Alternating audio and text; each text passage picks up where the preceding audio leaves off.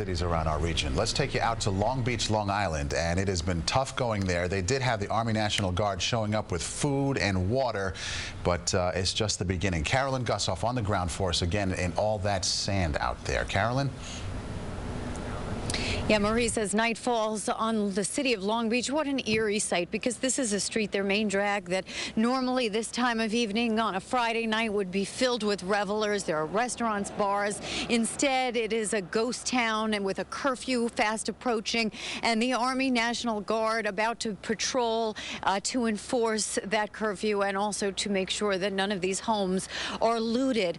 Progress, though, is being made. Take a look. There has been a major effort all day today to get food and water out to folks by the National Guard. Also, CBS was kind enough to send a shipment of blankets, of fleece blankets, and folks were very appreciative as these homes are cold, of course, without any power.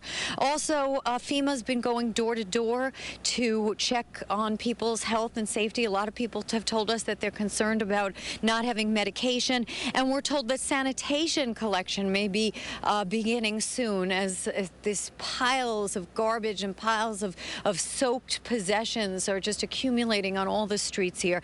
And finally, sand is beginning to be bulldozed into huge mountains, the sand that collected on streets of Long Beach as the dunes were destroyed and the tidal surge rushed in. And we've been talking to folks all day, folks who say they are struggling to stay strong. Have a listen.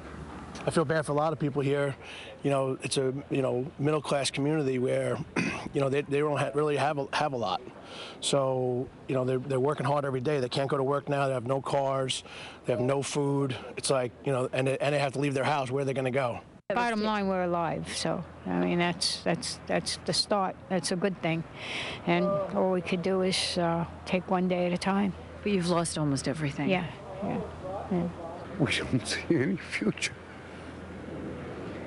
I've been to 25 national disasters with the Red Cross as a volunteer. 40 years of fireman in New York City. I've never seen such bad stuff here. I've always been on the other side of the fence. Now it's my side of the fence. You're bringing food to your family? Yeah. Are you staying there? We have no choice. Well, you can go to a shelter. Please. Why don't people want to go to the shelters? You get more desperate, or is more heartbroken. More heartbroken? Yeah, what's the purpose to go there? I mean, you make more worse for yourself. Some truly, truly heartbreaking moments today, but the most uplifting moments, the flag being hung on one of the hardest hit streets and a sign that I saw in a tavern window that's been standing for 100 years. The sign said, "Bruised, but not broken." That's the latest this evening from Long Beach, Long Island. Carolyn Gusoff, CBS 2 News. Carolyn, thank you. It's so hard to listen to those residents almost at their wits' end. It's